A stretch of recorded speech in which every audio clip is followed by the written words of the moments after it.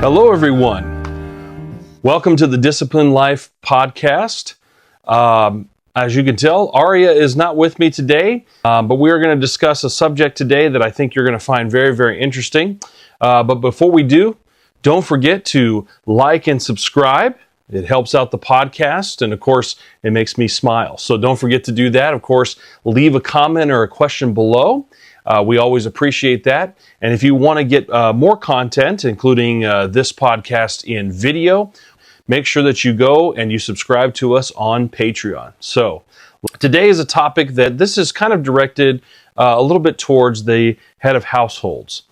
And that is, how is it that you stay consistent in your decision on punishment when maybe the taking in hand isn't too excited about it? How do you stay consistent in that? And so we're going to delve into details a little bit. So first thing is, a rule has been violated, okay?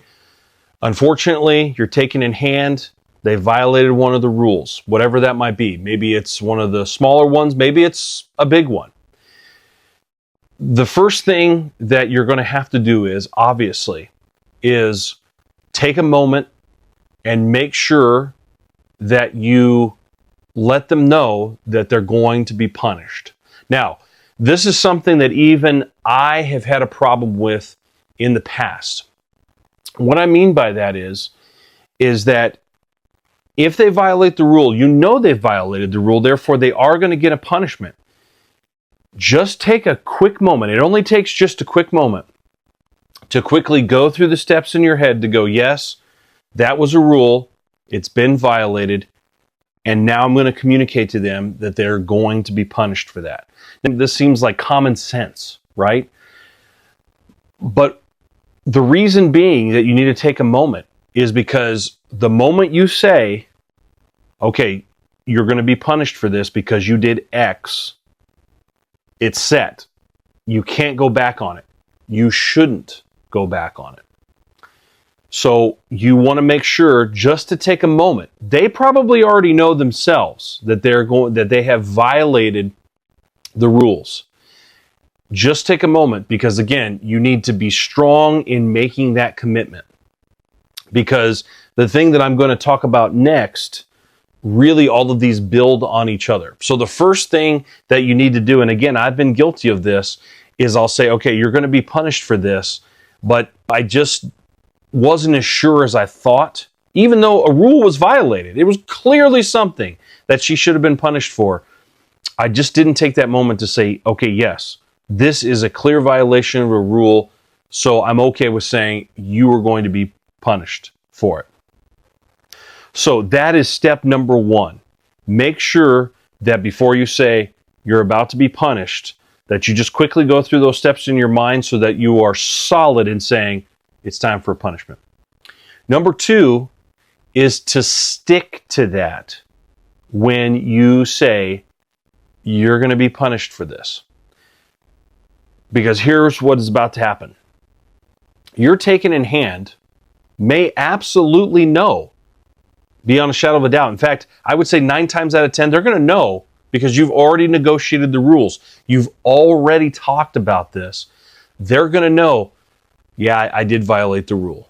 But that might not stop them from going, oh no, I violated the rule. I know I should be punished for it. But maybe if I, look sad, or maybe if I, really give him the sad face or the puppy dog eyes or whatever, that he'll change his decision. And that's why I say number one is so important, that when you tell them, okay, you're going to be punished for this, you don't waver from that. And because what you're going to feel is, I've had instances again here where this is going to happen. You are going to feel like, oh no, maybe I made the wrong decision, because they don't necessarily mean to, but their reaction, whether they give you the sad puppy dog eyes, or they do in fact cry, or their eyes start to tear up, whatever the reaction is, maybe they do get upset, maybe they do get angry, which could add to the punishment that you're about to give. But it could invoke emotions in you that make you go, oh no, did I make the wrong decision? Or maybe I shouldn't have done that. Maybe I should have, maybe I can go back on it now. I can't tell you how many times that has happened to me. Luckily, it hasn't happened as many times as me following through. I've actually done that more times than I've done this. But this has happened where Aria has a reaction and I immediately go, oh shoot, okay, well maybe not a punishment. Maybe she just needs a warning. Maybe I should have just, okay, we'll go back on this. That is dangerous territory, because what happens is again, if step number one, if you're not 100% sure, yes, the rule has been violated, I'm going to say it's time for you to be punished. Then the moment they have an emotional reaction, you are automatically going to backpedal. Now, what does backpedaling do? Well, number one, your taken in hand can go a couple different ways. In fact, they may have this emotion in multiple ways. One, the emotion may be, oh, depending on how I react from now on, I can emotionally manipulate his decision. Now, they may not be thinking that consciously, because I don't think any of our taken in hands are going, oh, all right, I can manipulate the situation. I mean, maybe, I hope not, but I think subconsciously they go, oh, well, my reaction that was not a fake reaction, it was a true reaction, it was how I was feeling. That manipulated his decision. That manipulated him to change his stance on something. And so maybe I could do that in the future and it not be a big deal. The second thing is that can lead into or immediately communicate a lack of trust. It can build a lack of trust with you and your taken in hand, because they immediately go, well, wait a minute. We negotiated these rules. I did in fact violate the rule. I was upset and sad that he said he was going to punish me, and that was the right thing to do, but now he's going back on it. Wait a minute. But I'm supposed to trust that he's going to hold me to the rules, but now he's not. And so you see the whole thing starts to spiral out of control. They have a lack of trust. They start to really think to themselves, well, they're unsure. They get worried. Anxiety comes in. All of those kind of things, because what you don't understand is the taken in hand, when they start to lose trust, then they feel even potentially unsafe. They feel like, oh no, like now I'm out from under his authority. There's all these different things that go into their mind that breed doubt by you not staying true to what you said you were going to do. So that's why I said step number one is so important, that you just quickly go through and say, yes, a rule was violated. So therefore, since a rule was violated, I need to follow through with punishing her. Therefore, when I say you're going to receive a punishment for this, I'm putting a stake in the ground. I'm saying yes, and it's not going to be moved. I'm putting a flag, a stake in the ground that will not be moved, so that in the second part, when they have an emotional reaction, whatever that reaction is, you can say, I do feel bad. I feel bad for you. I do. Because we're not, as head of households, we're not going, oh, right, I'm so glad I made her upset. I mean, if you're doing that, that's the wrong reaction. But my first reaction is, oh man, I wish she wouldn't have done that. I wish she wouldn't have said this, or I wish she wouldn't have violated that rule, for a bunch of different reasons. But you put the stake in the ground, say you will be punished for this. Whatever their emotional reaction, you say, sorry, that's what we're going to do. I do feel bad for you. I feel bad that we're going to have to do this, but I'm going to follow through. This is exactly what you're going to do. So don't fall into emotional manipulation. And when I say manipulation there, again, I'm not saying that they're necessarily even doing this consciously. They're just reacting to how they feel. Okay, it's a genuine reaction to, oh no, I'm going to be punished for this because I did in fact violate a rule. But don't let that emotional reaction, whatever it is, make you change your decision. I've fallen into that trap several times. And then when you decide, now I don't know how many of your relationships work this way. Aria and I have decided that I go ahead and make the decision of what kind of punishment it's going to be, depending on the violation, and I don't tell her because she doesn't want to know. And the reason she doesn't want to know is because in the past, there's been a couple things that have come out of that. If she knows what type of punishment she's getting, meaning a mild, medium, hard, severe, she already has in her mind, okay, this is how many spankings I'm going to get in the warm-up. This is how many spankings I'm going to get in the different phases of that, so I can just grin and bear it. And she doesn't have to then go through each of the steps, listen to the lecture, and process her feelings if she knows. Okay? So the key piece of advice here is if you are in a relationship where your taken in hand is going to know what the punishment's going to be beforehand, don't let them manipulate that in the punishment. Meaning, you need to be very, very clear with what you're going to do and follow through with that.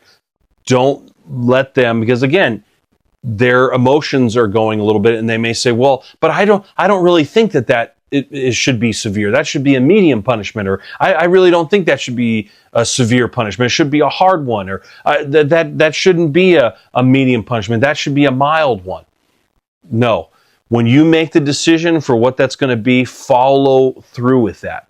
So again, Aria and I have it set up to where she doesn't know that, because she doesn't want to know that so she doesn't grin and bear it and just says, okay, I'm gonna just stick to my guns here, and I'm gonna bear this punishment, and I'm gonna learn nothing from it. And number two, so that she doesn't try to get in a conversation with me and say, well, I don't really think this should be a medium, it should be a mild. We don't get caught up in those conversations. I can make a decision, and that decision is made, and there's no negotiation about it. However, if you're in a domestic discipline relationship where that is talked about, where you're going to be telling them what their punishment is going to be, however you have that set up, don't let them change that. Don't get into negotiations. Make sure that you say, no, this is what I've decided.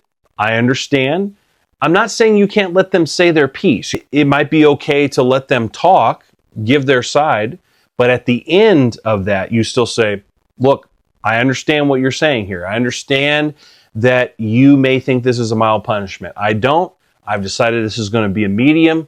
No more negotiation. We are not negotiating this. I have made the decision. End of story. And so, again, you see how these things build. You make the decision to punish.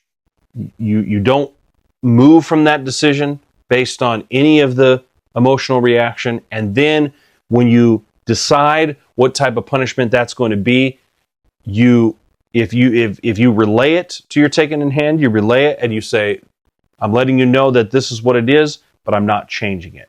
That is so, so important to following through with the punishment. And then, as you are giving the punishment, make sure that you are in control of it. And what I mean by that is the punishment is hard on your taken in hand. No matter if it's a mild or it's a severe, it's hard on them. They're having to face the fact that they violated the rules. So there's a lot of emotion that comes with that. They realize that they've fallen short. And then they're having to process the pain of the consequences, the pain of the spanking, the consequence of their actions.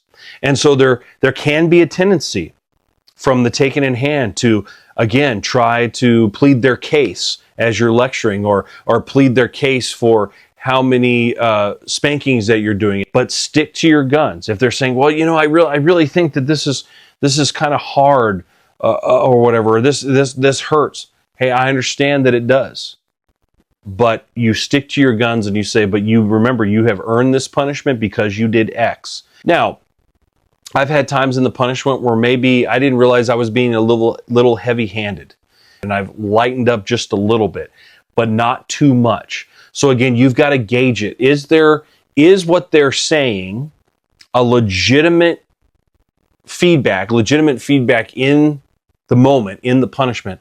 Or again, are they just trying to, without knowing, they're trying to manipulate the situation a little bit? And again, when I use that word manipulate, I don't want you to think that they're being malicious, but they're going through something. So they're trying to maybe say, well, maybe if I plead with him a little bit, it won't be so hard. Don't fall into that trap, because you need them to face what they've done so that they feel sorry for what they've done, that they pay the consequence, so that you can learn the lessons from this, and hopefully they won't do it again, and you can wipe the slate clean once you're done. So as you are doing the punishment, as you are going through it, as you're lecturing, as you're doing all the different stages of punishment, do not let your taken in hand try to change the situation or turn the situation around to where, again, during the punishment, that they're manipulating it to where maybe it winds up, it was supposed to be a hard punishment, but it winds up being more of like a medium punishment, because you allowed them to say, well, that's a little too hard, or I think that's too many spankings that you're giving me, or, why are you being so harsh? Whatever it is that they come up with, don't allow them to manipulate that part of the situation. And so again, you see how this builds and all of that kind of thing. And so, and this to me is the most crucial one, is to, as you're dealing out that punishment, to not get them, put something in your mind where you are doubting what you're doing in the punishment as you are doing it. Don't allow that doubt to creep in. Hear them out, let them process. It's important to let them process their feelings and the consequences, but don't allow those again to change your mind on what you're doing. Stay steady, stay firm on those things. And the last thing that I want to tell you is, and this kind of starts the circle over again, is that once you've done a punishment and you've wiped the slate clean, resolve yourself. If maybe if you realize, you know what, I should have been a little bit more severe on this punishment, or maybe it's the opposite. Maybe I shouldn't have been as severe here. Or maybe you missed step number 1 and you allowed yourself to your mind to change and not give a punishment. Whatever it might be, this last step can come after you failed to give a punishment or after you've done. And that is, be resolved to say, I'm going to continue to do this better next time. Whatever it is, I'm going to make sure I don't get, that I do step number 1 and I make sure that, yes, this is a punishment, this is a violation, I'm going to stick to it. Or I missed in number 2, I'm not going to allow them to change my mind. When I've said this is a punishment, I'm not going to allow them to change my mind. Or number 3, I'm not going to allow them to change my mind on what the severity of the punishment is going to be. Or did you do pretty well in steps 1 through 3, but in the 4th one, you allowed them to kind of change the punishment as you went along. Whatever it might be, learn the lessons from that and don't allow them to change it in any way. Be resolved. Say, I'm going to be the leader that they deserve, because it's all about what your taken in hand deserves. This is not a power trip. This is not you saying, well, I am the all-knowing one. Since I am the head of household, then I am going to rule with an iron fist. No, this is the part where you have to say, I need to be a better leader. I need to be a better head of household. And the way to be a better head of household is to hold them better to the rules, to not be swayed by emotions, to not be swayed by the moment, the things that happen in the moment, to not be swayed by anything, that I am going to hold to what they've already agreed to. These rules, these punishments, your taken in hand should have already agreed to these things. So don't allow that to change. Be the steadfast leader. And again, I'm talking to you about this because this is where I have blown it. Be the steadfast leader that you know that you need to be. And that last step to say, okay, how did I do?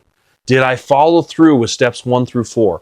And if you didn't, again, step 5 can come at any moment. It can come after step 1, after step 2, whatever step that you failed on, step 5 happens. And you say, okay, as a leader, I'm going to do better next time. I'm going to hold them to the rules. I'm going to be strong, yet compassionate, that tender warrior that we've talked about. Strong, holding to the rules, yet I'm going to hold them at the end and tell them it's okay and that they're forgiven. And let them know that I do care about them and I love them. And I just am doing this so that they will be better taken in hands, that they will be better wives as they go about all the things that you've agreed on. So you use all of this as a learning tool, as a tool to say, yes, I am going, in fact, to do better. And even if I just think, that's a small violation, it's not a big deal, I'm still going to follow through on it. No matter how big or how small the offense, I'm going to follow through with the rules. And then I'm going to make sure that I give a punishment that is fair to them. And I follow through that, and that I'm a leader that's not tossed to and fro. That once I plant that flag, like you were talking about in step number 1, once I plant that flag, that the rest I follow through with. It's all about being consistent and about following through, and not allowing yourself to be swayed one way or the other by your taken in hands emotions, by even if they make a compelling argument. Even if you go, you know what, they got a point there. Maybe we can adjust the rules after this. We can talk about a negotiation after we follow through with the punishment. Ari and I have done that before. We have decided that after a punishment, we decided to maybe change a rule and not make it as severe or make it more severe, depending on what it was. But it was after we followed through. You don't do that in the moment. You wait until that is done, because what that communicates is okay, yes, we still have some tweaking to do. We still have some things that we need to work on to make our relationship better. There's things that I need to do better as a leader. But in the moment, what they need the most, whether they realize it or not in the moment, is for you to be steadfast, for you to be strong, for you to be consistent, and be that tender warrior, that warrior that's ready to go to war, take out the enemy, and then at the end, hold her tight. And when I say take out the enemy, you're changing those bad habits. That's the enemy. You're trying to help them change their bad habits, the things that they've asked you to do, by those punishments. And you follow through, and then you hold them close and say, it's okay, we're going to get through this. I love you. You can do better next time, and I'm going to be a better leader. Step number 5, I'm going to be a better leader by following through on all of those steps better the next time, to get better and better as a leader and not be swayed and tossed to and fro by whatever is going on. But I'm going to plant that flag and stay committed to it. So I'm going to go through the steps one more time. Step number 1, make sure that this is a punishable offense. And if it is, plant that flag and don't move it. You've made the decision to punish, follow through with that. Number 2, again, as soon as you let your taken in hand know, don't let them change your mind. You've decided to punish, hear them out, be loving, be kind, but be firm and stern and say, you're still being punished for it. I understand, but this is what we're doing. Number 3, if you have that conversation again about this is what your punishment's going to be, don't let them change your mind. You've decided on the punishment, you're going to follow through with that. The negotiation is for after, not in the moment. So follow through with that punishment. And number 4, as you're giving the punishment, there's no time for negotiation there. You go through the punishment. You let them say their piece. It's okay to let them talk, but you don't let anything, their emotions, what they say, nothing, just persuade you from following through with the punishment in the moment. Don't change that. And then number 5, evaluate yourself as a leader afterwards. How did it go? Does there need to be some renegotiations? And you need to facilitate that as the leader. You need to be the one to say, hey, let's renegotiate that. Don't let them do that. You need to be in control from start to finish. And again, this is not a power trip thing. The control is so that you're taken in hand, feels like you're someone that they can trust, that you're someone that is solid to help them feel safe and consistent and loved. That's why you got to be in control, and you got to be steady, and you have to be solid in your leadership when it comes to the punishment process. Okay, so I hope that's helpful. I hope that's great to all of you. Again, thank you for joining in on this podcast. I hope it was okay to get a solo podcast for me today. Aria will be back next time, but she's done a few solo casts for me, and she just needed to take this one off. And so I thought, yeah, this would be a perfect subject just for me to speak on a subject that has to do with the head of households. But take it in hands. If you were listening, I hope this was helpful to you. And again, leave a comment below or a question below. And don't forget to like and subscribe, because again, that helps out the channel and it makes me smile when you subscribe. And so you want me to smile, don't you? And don't forget, if you want bonus content, including this podcast in video, to go to our Patreon and become a Patreon member. There's a lot of good stuff there, including a Discord membership where you can meet other people that are on this journey in this type of domestic discipline relationship. So till next time, thanks again for joining us.